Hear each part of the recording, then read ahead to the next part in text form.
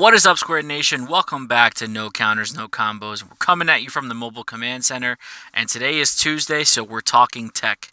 Now, this card isn't really so much of a tech card, but I do believe there's a better option coming out with Set 6, so there might be a possibility where this card sees less and less play, but as of right now in the current meta, it's very strong. Today we're piggybacking off of last week's Tech Talk, and today we're going to be talking about Afterimage technique. Now, I went into a little bit of detail about it in last week's video, but this week we're going to give a more solid breakdown as to why this card is so good and why it's still going to have a place somewhere in the meta with Set 6, with the Set 6 Red Negate, but I definitely see it being dropped off a little bit. So, Afterimage is not really a negate. It is a counter, but that you activate during counter battle. That what it does is, if your leader card is red, you can use this attack. You can use this counter card, and what it does is essentially it does not negate the attack. What it does is you choose one of your opponent's battle cards and you reduce it by 10k, but then you target one of your cards and it increases by 40k. So essentially, it's not really a negate because it doesn't stop the attack at all. But what it does is reduce your opponent's power and give you a significant power boost so that it makes it almost impossible for them to combo up. Now, what you have to realize about Afterimage technique is that the reduction for your opponent's battle card is for the duration of the turn. So Afterimage technique in combination with the Vegeta baby leader and its access to shocking Revenge Death Ball can be very, very devastating. Now that is 2 energy, of course. It's 1 energy for Afterimage and it's 1 energy for Revenge Death Ball. But if you have Sparking active, which is a Sparking 5, you can just take a life and activate it for free. So there's a little bit of a trade-off there, but Afterimage technique is still a very, very good card. Now, the other thing is if you utilize it properly, or not properly, but you can kind of play around with the scenario. If your opponent has 2 battle cards on the board, let's say, right? And they go to attack you with one of them, you don't necessarily have to Afterimage the card that they're attacking with. So essentially, you activate Afterimage technique and you can target their other card to give it a 10k reduction. You still get the 40k pump to your card, so their first swing or their first attacker is going to have to combo up significantly to match and do damage, or they're just going to let it fizzle out. But now when they go to attack you with their second attacker, it's at a 10k reduction. So there's a possibility it'll be easier for you to combo out of that one, or they just don't attack with it at all, you know, if it doesn't seem, you know, in their favor to do so. So Afterimage does have a lot of versatility when you're playing it, because even though it doesn't negate the attack, it puts you in a good position to over-combo and defend with a 40,000 pump as opposed to just a 1-for-1 negate. So you can kind of negate multiple attacks with Afterimage if you position them properly. Now, the other thing that I wanted to mention, Afterimage, all of the sparking negates that were introduced to us in Set 5 are really good, because if you fill your drop area with combo cards, or just, you know, your opponent is clearing your battle area, you can activate its effect for free by just having 5 in your drop area. So you activate sparking, you take a life, and then you are able to get its effect essentially. Now, obviously, the Broly Height of Mastery decks have been running rampant lately.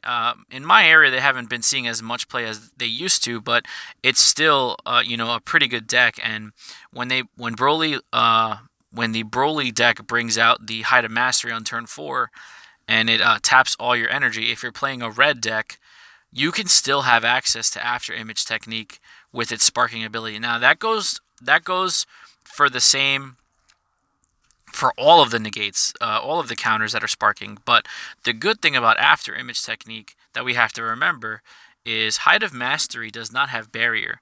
So if you activate Afterimage technique and you choose Height of Mastery, it reduces its power by 10,000. So it goes from a 35,000 to a 25,000. Now that first attack, they're most likely not going to combo up because your leader is going to be sitting at 50 or 55, depending on where you're at in the game. But on their second attack, they're going to be sitting at 25 to your 10 or 15. So it's a much more manageable number. There have been instances where I've been playing against Broly Height of Mastery decks, and obviously you guys know I play Mono Red Pan a lot, and I've been able to after image twice and essentially make that Height of Mastery null and void. You know, swinging with a 15k is so much easier to combo out of, especially when you're playing Pan, because you have cards that you can just throw on the battle area. Essentially, you have to dodge 2 attacks from Height of Mastery and then worry about if Broly's going to activate his leader ability to restand the Height of Mastery. But at that point, if you've activated 2 after image techniques, he's sitting at 15k, so it's just a regular battle card that you have to combo out of. So after image right now, because I play a lot of red heavy decks, is my go-to counter card. But like I said, all the Sparking Negates are really great. We went over Time Magic last week, Dimension Magic, and Shocking Death Ball. They're really good cards also. So if you guys, you know, are looking to just add some defensive strategies to your deck, definitely take advantage of the color coordination between the negate and the leader. You want to definitely get a benefit from playing a specific counter card because it's going to have a better interaction with your leader. You know, Shocking Death Ball, even though it's a Super Android 17 card, it doesn't specify you having an Android leader, so you can play it with any of the green leaders. It's not restricted like that at all.